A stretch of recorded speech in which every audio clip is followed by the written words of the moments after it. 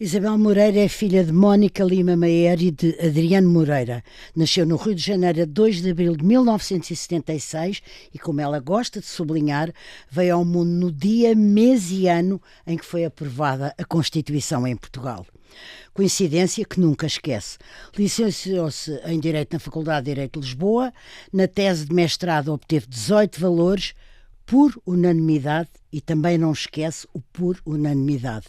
Lecionou Direito Constitucional, Direito Internacional Público, Direitos Fundamentais, exerceu a advocacia durante 4 anos, mas venceu a docência que passaria a servir em exclusivo.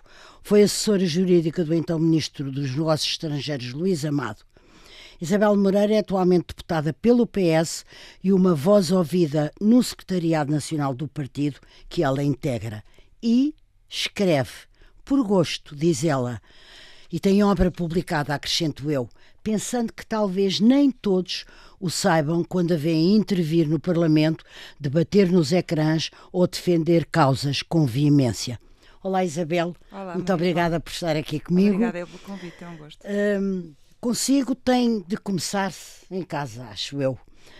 Uma morada especialíssima, habitada por uma figura senhorial, como era o seu pai, professor Adriano Moreira, uma mãe muito presente e 5 irmãos.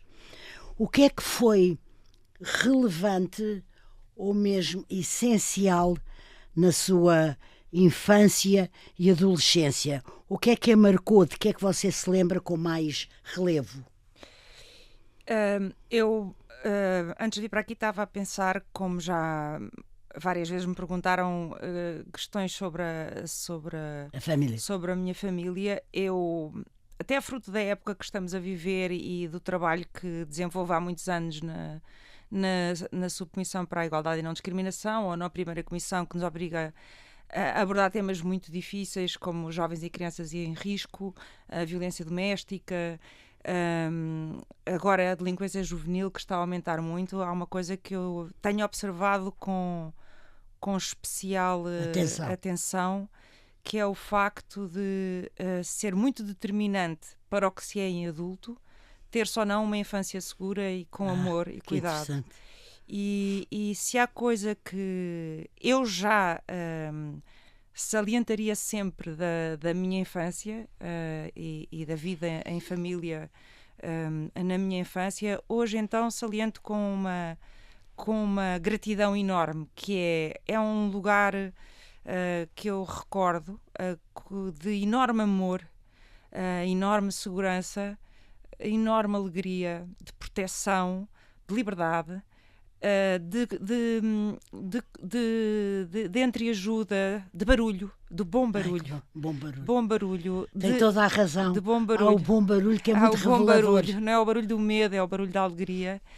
De uma coisa muito importante, que é a partilha, porque quando somos 6 irmãos, não há, obviamente, eu nunca tive um quarto só para mim. Claro. E portanto, quando se divide o quarto e divide-se roupa e divide-se brinquedos, claro, tem que se ter cuidado com as coisas, tem claro, que a roupa passa, os livros escolares passam, portanto escreve-se a lápis e apaga-se, claro, não se pode estragar as coisas, negocia-se a hora de se apagar a luz, porque claro, uma irmã quer ler até mais tarde, no outro claro, dia ao contrário. Os banhos, os banhos é terrível, é primeiros a tomar banho, depois eu tinha um truque que era dizer sempre últimas, que é para não estar ali na escadinha dos 6. E eu acho que se fica com primeiro uma base muito forte, porque mesmo que venhamos a sofrer golpes duros na vida, enfrenta-se muito melhor de outra maneira se tivermos uma infância assim como deve ser. Isto é, não cabe às crianças pensarem ou resolverem problemas duros da vida, dos adultos, passarem para elas violências dos adultos, testemunhar violências, passar fome, passar... Não cabe às crianças. E nesse sentido foi mesmo um lugar de enorme alegria e partilha, e era natural, quer dizer, não me passava pela cabeça ter uma bicicleta minha, ou ter uma coisa que fosse só minha, ou não partilhar. Claro. E, portanto, há características positivas minhas, como haverá certamente muitas negativas, que vieram disto. Que vieram Mas era exatamente por isso que eu a convidei, que vieram de sermos muitos, de ter um pai e uma mãe muito presentes, apesar de um período de bastante ausência em termos de horas do meu pai, por ter uma vida política muito ativa, mas era um pai de muita ternura, de saber como ser com cada filho ou filha, porque cada filho ou filha é diferente portanto, com certeza tenho uma história diferente para contar da que cada um dos meus irmãos tem e depois coletivamente temos uma outra história. Isso é muito engraçado. Assim como acontece com os netos. E depois o estar à mesa, o conversar-se muito, o rir, a minha mãe ser a pessoa mais engraçada que eu conheço, é hiperbólica, é muito divertida, muito corajosa. A ideia da coragem ficou muito e depois essa questão do amor para mim é fundamental. Eu lembro sempre, por exemplo, muito pequenina e a ver aquele toque da escola, não é? E eu pensar, do outro lado do portão está a minha mãe, não é? Com os braços. E eu acho que isso depois, quando nós passamos por momentos duros, e eu passei por alguns, como tanta gente, se nós temos bases muito fortes de amor, sobretudo, segue-se para a frente de outra maneira. De outra maneira, porque Isabel, eu tenho estudado muito esta área da violência doméstica, da violência juvenil, dos traumas que ficam. É um privilégio ter... o que se vê de uma criança que testemunhou, por exemplo, violência doméstica, que testemunhou pais abusivos, que foi abusada em criança, e até coisas muito menos violentas do que isto, mas traumas de infância são os piores traumas de todos. E eu, além de não ter tido isso, tive o oposto em grande. Olha, acho que foi o amor o maior legado foi o amor. O seu pai foi uma presença marcante no antigo regime e depois voltou a sê-lo na democracia. Eu sei que conversavam imenso os dois. A curiosidade da sua filha Isabel orientava-se mais para quê? Era muito para a própria história do seu pai, para o académico e político que ele foi? Era também para aprender? Era para ir aprendendo, ouvindo? O que é que retém agora você e o seu pai? Eu e o meu pai vivíamos o presente e, portanto, naturalmente o meu pai não era o Adriano Moreira, era o meu pai, em primeiro lugar. Com certeza, tenho isso presente. Portanto, mas alguma coisa escorreria do Adriano Moreira para a filha. De facto, com 6 anos, estar a viver uma campanha eleitoral em que o meu pai era presidente do CDS. Olha, eu fiz essa campanha toda com o seu pai. Eu interessei-me muito e quis saber o que era uma moção de censura, queria perceber... Que idade é que tinha? 6. E percorri algumas etapas e assistia a comícios e achava aquilo bastante fascinante e queria perceber o que era isso do voto útil e fazia algumas perguntas, mas a relação com o meu pai foi sobretudo uma relação de enorme desafio intelectual, porque a minha casa era uma casa com muitos livros. Eu via que o meu pai era uma pessoa que aparecia eu lembro de ser pequenina, não é? Via que o meu pai aparecia na televisão, ao princípio não percebia logo porquê. Ia escrever nos jornais. Ia escrever, e depois quando fui percebendo, via o meu pai no Parlamento e foi uma coisa que me interessou, mas durante muitos anos era sobretudo afeto, não é? Eu gostava muito de conversar com o meu pai, era intuitivo, eu gostava muito do colo do meu pai, eu gostava muito quando ele dizia queres ir lanchar fora, era uma coisa que nós fazíamos muito, ouve-se muito almoçar fora, jantar fora, nós íamos muito lanchar fora. Ao fim de semana ou de vez em quando? Não, mesmo durante a semana, ir a um café, por exemplo, eu gostava muito de ir a cafés com o meu pai e ele eu fazia uma pergunta sobre o que é que quer que seja, ele de facto tinha uma cultura invulgar. Por isso é que eu falei do aprender também. Do aprender. E eu gostava muito de ouvir falar sobre as origens dele e da aldeia e dos meus avós. Eu conhecia os meus avós, porque foram pais muito jovens, não é? Portanto, também me interessava esse contraste do mundo rural e o mundo urbano. E do mundo urbano. E, sobretudo, eu amava profundamente o meu pai e depois, à medida que fui crescendo, eu achei que o meu pai tinha sido bastante progressista enquanto ministro do ultramar, sobretudo com do antigo regime. Sobretudo com o estatuto, com a revogação do Estatuto do Indigenato, com a aprovação do Código de Trabalho Rural, com o fim das culturas obrigatórias, e li interessei-me por ler os próprios diplomas em si.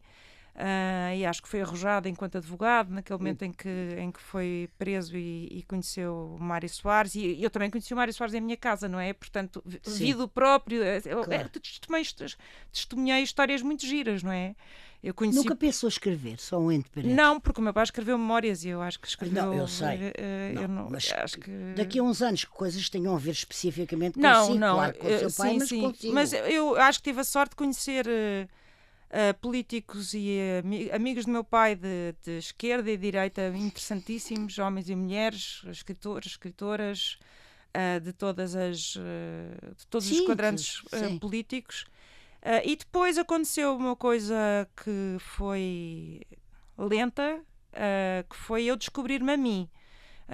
E descobrir-me a mim significou, sobretudo com o estudo do direito constitucional, como acho que já expliquei algumas vezes, eu perceber que eu estava muito próxima da social-democracia, representada no Partido Socialista. Portanto, eu descubro-me socialista não por questões de direitos humanos, do tipo casamento entre pessoas do mesmo sexo, ou isso, mas por questões do como é que se combate a desigualdade. E até me descobri nas conversas com o meu pai bastante próxima dele, e brincávamos com isso porque ele...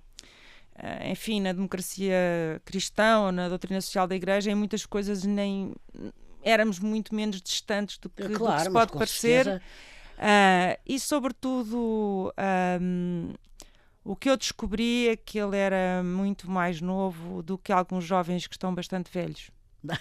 Isabel, foi evidentemente que havia política em casa e debate político, conversas à roda da política, etc. Mas um dia a política bateu-lhe à porta ou foi você que bateu à porta dela? Como é que surgiu esta morada partidária? Já acabou de explicar que foi o PS pela razão que explicou.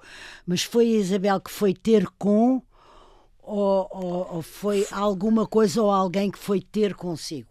Eu fui ter com a política neste sentido. Quando uma pessoa se apaixona por direito constitucional, que foi o que me aconteceu logo no primeiro ano de direito, não se consegue ter uma leitura apolítica do direito constitucional, claro. porque o direito constitucional é um direito extremamente político. E quando se tem uma leitura dos direitos sociais mais iluminada pela social-democracia, isso tem um peso político. Quando se tem uma revolta interior relativamente à desigualdade social, que é depois canalizada para um determinado sentido político, isso tem um reflexo na forma como lemos o direito constitucional. E isto já é em si um encontro interior com a política. Depois, com a militância da ativista, foi um acaso, ou seja, quando duas mulheres pela primeira vez quiseram casar e ainda era legalmente proibido, o advogado perguntou-me, enquanto docente, se eu quereria escrever um parecer para o Tribunal Constitucional.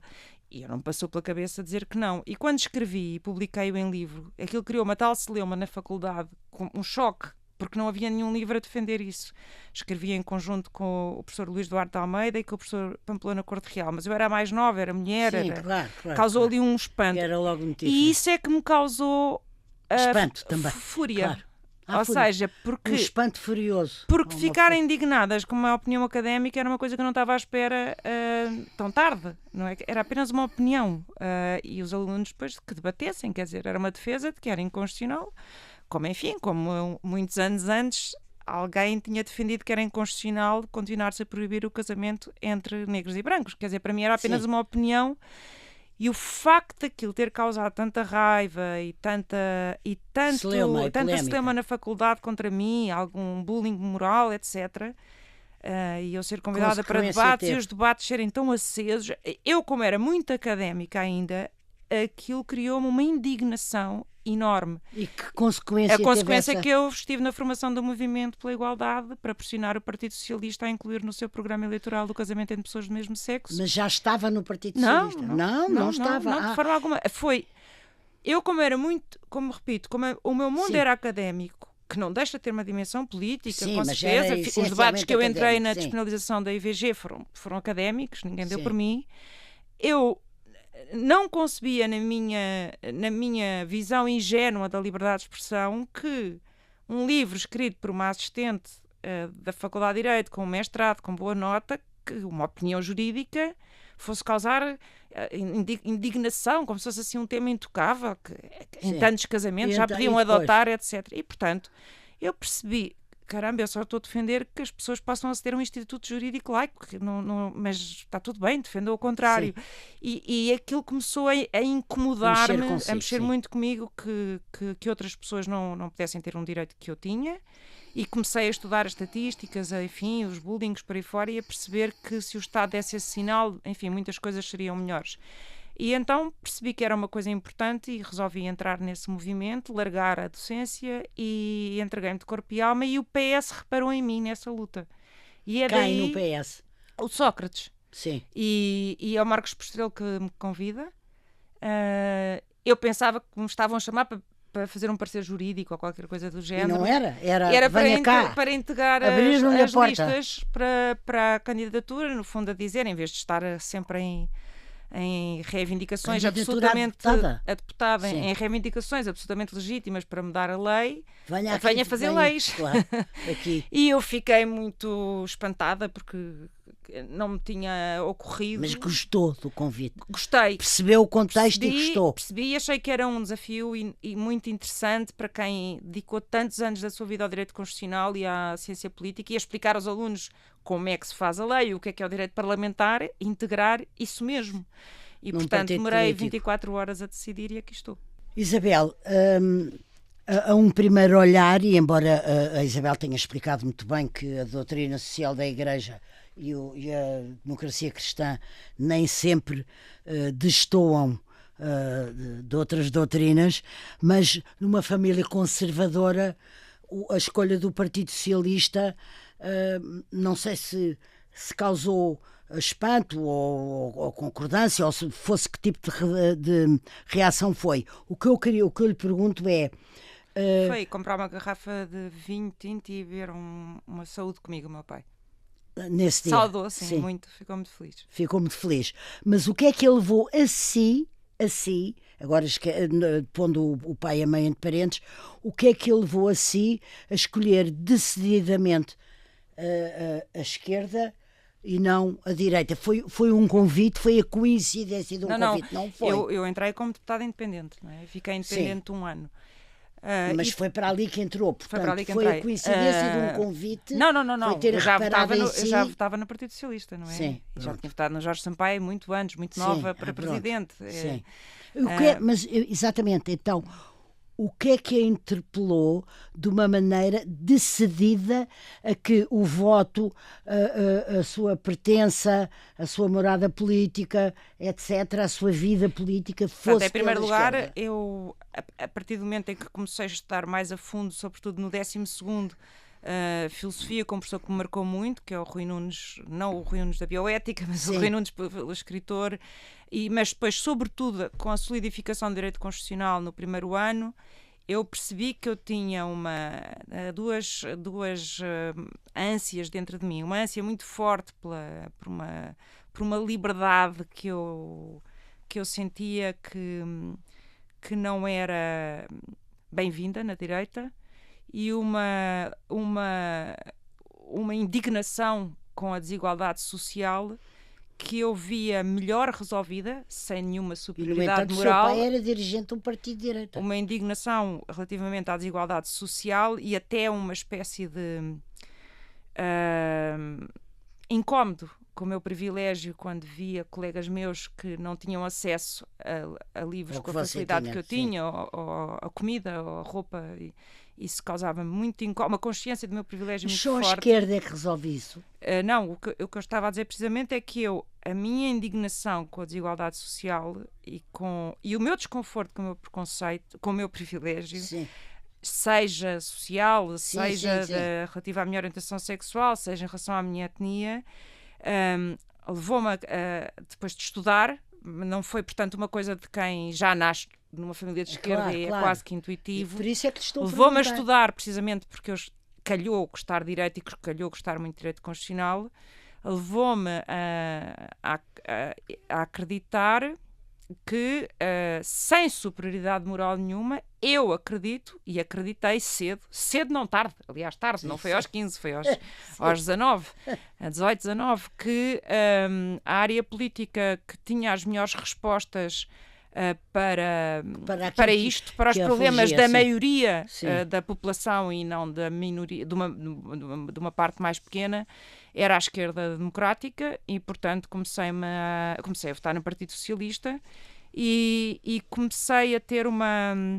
Aí até já vinha de antes, a minha adesão a determinados artistas e a determinados livros tinha a ver com uma espécie de ânsia pela minha própria libertação individual e de adesão a tudo que fossem movimentos libertários, a minha repugnância por tudo o que sejam restrições a liberdades individuais, desde que elas não incomodem terceiros. E, portanto, como a constitucionalista, até tudo o que seja movimentos libertários, como foram os movimentos abolicionistas relativamente ao racismo e depois relativamente às mulheres, eu não via qualquer razão.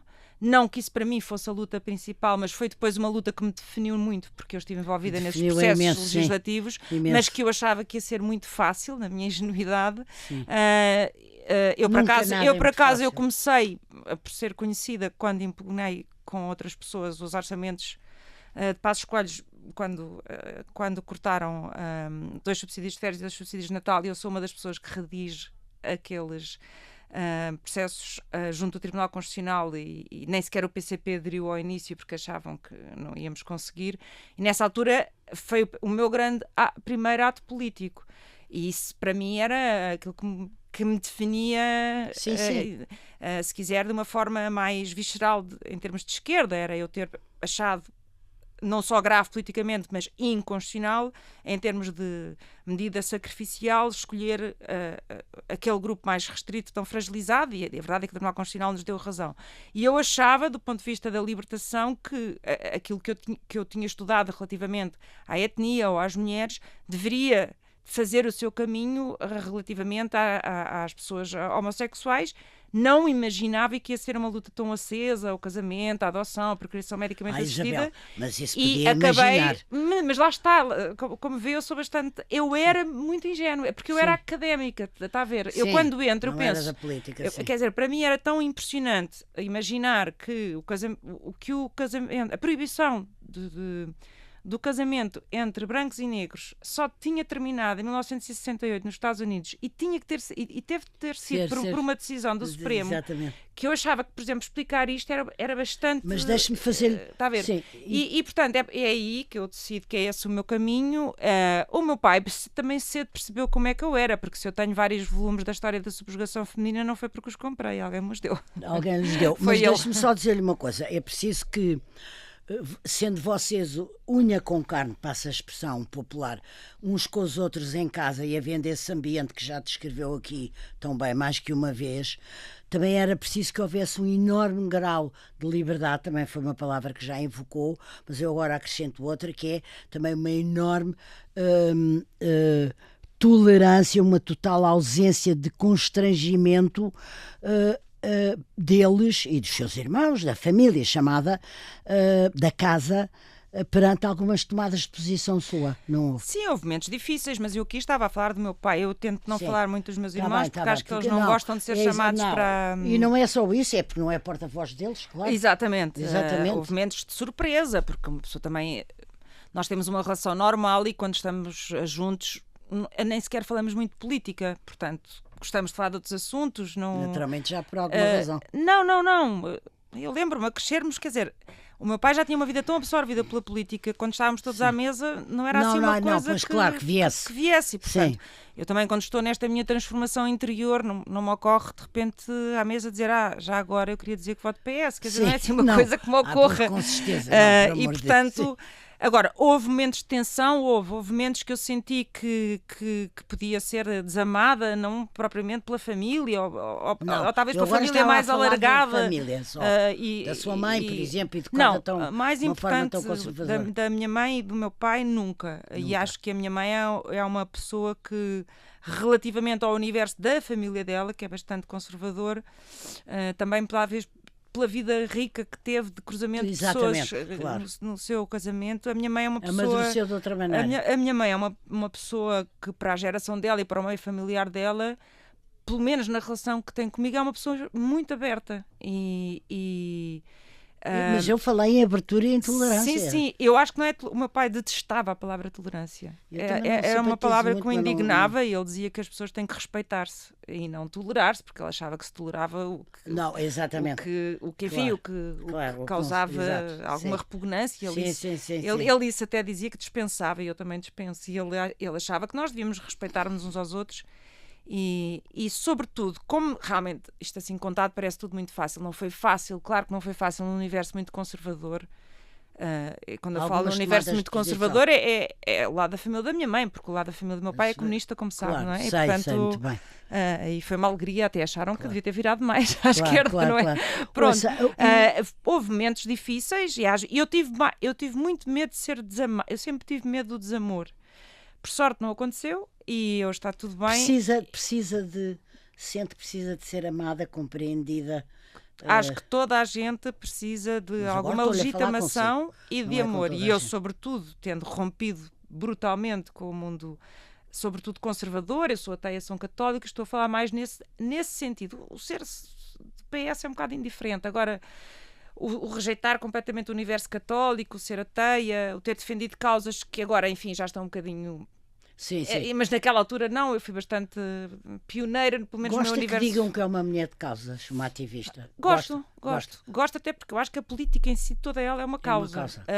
E gosto. Agora, o que é que eu sentia? Como eu tinha esse medo e fiquei bastante sozinha no meu universo familiar, e quando eu digo familiar é muito alargado, não é? Sim. Os primos, as primas com quem eu cresci. Claro que ter um pai tão legitimador e que diz... que tem orgulho, que me ama incondicionalmente, que me empurra para a frente, que celebra, que não perde uma intervenção minha na televisão, que acha que eu tenho N qualidades, que me acolhe, que me abraça, que celebra tudo comigo. Quer dizer, é uma coisa... muito bonito ao seu pai. É uma coisa que não tem explicação. Quer dizer, sobretudo porque, como eu digo agora, ele tinha a idade que tinha que eu nunca a vi. E depois também tem a ver com uma coisa um bocadinho pessoal, mas não tem mal nenhum dizer, porque eu já disse, eu não tive uma história feliz em termos de presenças masculinas na minha vida. Sim. E assim sendo... E, portanto, também houve um amparo emocional. O meu pai foi a referência masculina estável, íntegra e inteira da minha vida, e isso é maravilhoso. E o meu irmão Nuno também. Isso é o irmão Nuno, exatamente. Nunca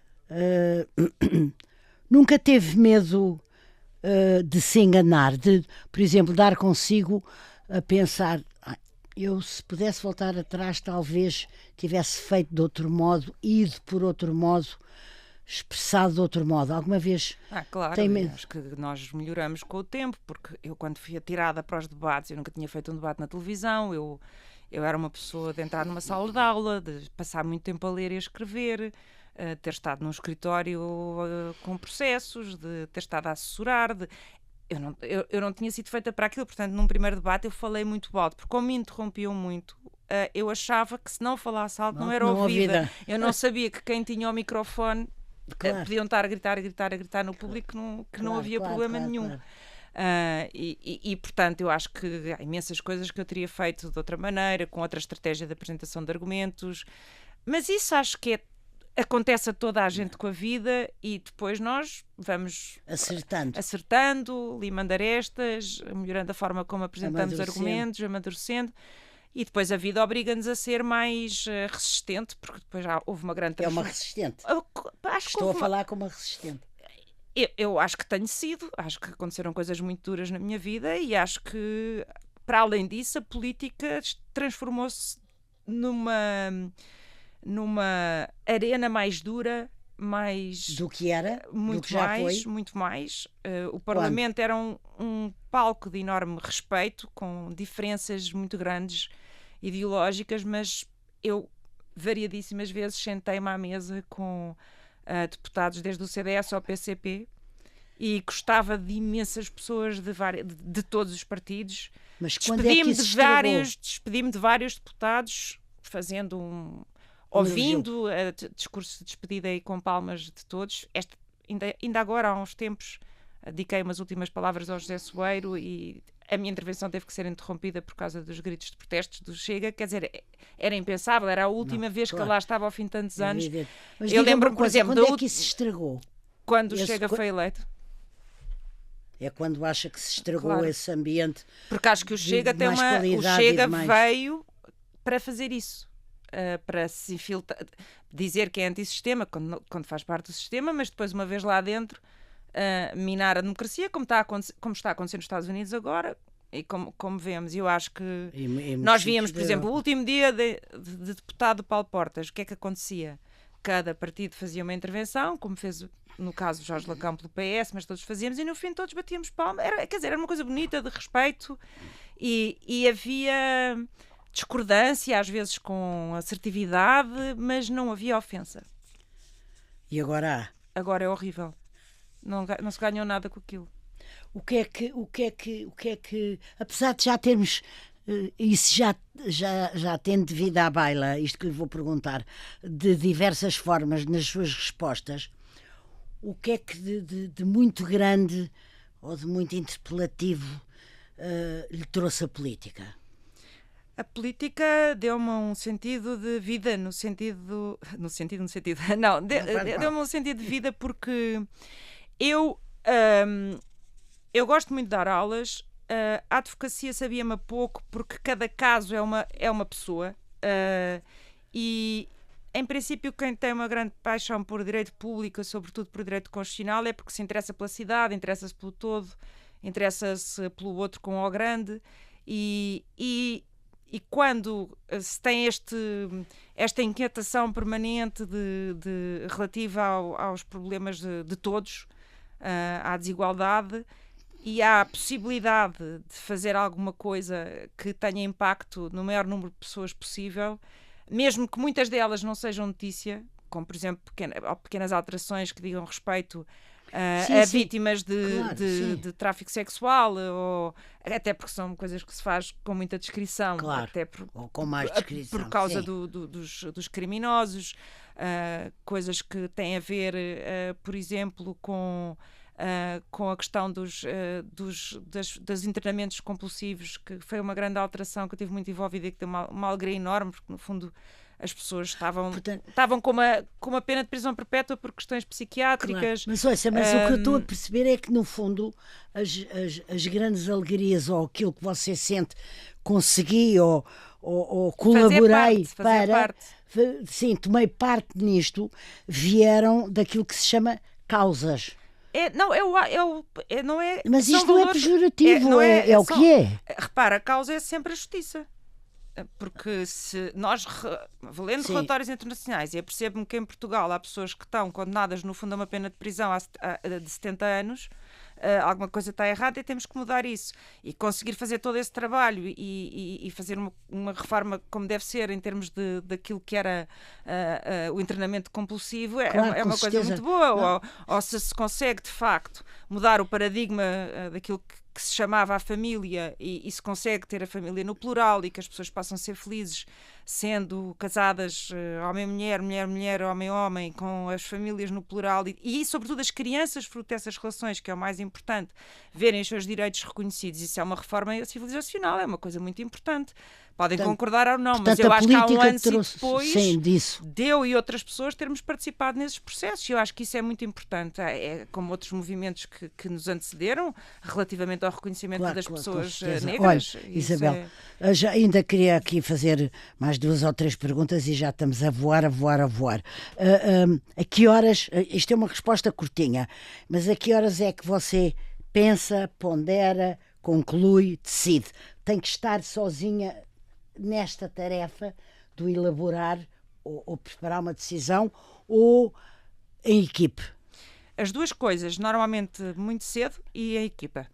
Em equipe. Sim, e uma não vai sem a outra. Uma não vai sem a outra. Entre as 5h30, 8h30 estou sozinha a pensar, sim. Acorda tão cedo? Acordo. Ai, acorda tão cedo. Acordo. Sim, sim. Porquê? Porque gosta? Porque precisa do tempo? Porque não, é instintivo, porque tenho uma cabeça demasiado agitada e acordo. Isabel, o que é que teve com certeza que largar várias coisas para se dedicar, vários outros possíveis caminhos para se dedicar, melhor dizendo, quase em full time ao andamento do país através do PS, do Parlamento, etc. Mas eu estou a lembrar-me que foi assessora jurídica do então ministro Luís Amado, ministro dos Negócios Estrangeiros, durante 10 anos e que apreciou muitíssimo e, portanto, eu gostava de a ouvir um minuto. Gostei muito porque foi uma oportunidade de pôr em prática direito internacional público, portanto estive em alturas decisivas, os famosos voos da CIA que deram uma celeuma enorme e eu limitava-me a aplicar o direito, a verificar se o Estado português tinha agido de forma ilegal por ação ou por omissão e não estava também habituada ao furor jornalístico. Fomos o primeiro país a oferecer-nos para receber presos de Guantánamo, portanto problemas interessantíssimos. Para mim foi um desafio jurídico enorme e tive a possibilidade de trabalhar com um dos meus melhores amigos, que então na altura ficou para sempre quase inseparáveis, o depois embaixador de Portugal em Cabo Verde, Paulo Lourenço, que morreu há menos de um ano, e também na Rede HK para o Desenvolvimento, que foi uma experiência absolutamente maravilhosa, que na verdade foi o último sítio onde trabalhei e rescindi o contrato. E ainda vê de vez em quando o Luís Amado? Não, por acaso não. É raro. Olha, vi agora nas cerimónias fúnebres do Príncipe HK. E era ótimo trabalhar com o Luís Amado? Era um ótimo ministro, com imenso sentido de Estado e sobretudo, não tinha, por exemplo, quando se tinha de investigar alguma coisa, como foi a questão dos voos da CIA, não fazia qualquer diferenciação entre governos do PS ou outros, portanto, sim, claro. E não, absolutamente imparcial e com enorme sentido de Estado. Eu acho que ele faz um bocado de falta ao atual momento político. Eu teria gostado de o ver agora mais ativo e interventivo. Agora, para acabarmos, se eu disser intensa, dramática, corajosa, trabalhadora, exagerada, reconhece nestes adjetivos ou não? Posso exagerada acho que não sou, depende, não é? A não ser que eu esteja a representar, porque eu às vezes gosto de representar e portanto aí posso exagerar, mas é de propósito. Teve a representar aqui? Não, eu tive aulas umas aulinhas de teatro. Sim, mas hoje aqui não esteve. Mas intensa sim. Intensa sou. Intensa sim. Sou. Corajosa também. Sim, acho que sim. Corajosa também. Trabalhadora. Sou muito trabalhadora. Nem falar, não é? Nem falar. É interessante que você é prova de que foi transportadora de um legado. Foi. Não foi? Eu espero que sim. E sente que está à altura daquilo que lhe foi transmitido desde sempre. Eu acho que nunca tive nenhuma pressão para comparações. Acho que, sobretudo, a coisa que o meu pai mais quis foi que o amássemos tanto como ele amou o pai dele e os pais dele. Eu, se não o amei, com certeza amei e o amo tanto, se não mais. Portanto, está feito. Se não mais. Isabel Moreira, gostei muito, agradeço-lhe imenso ter estado aqui neste podcast e espero que a gente se veja em breve. Igualmente, obrigada pelo convite, foi um gosto.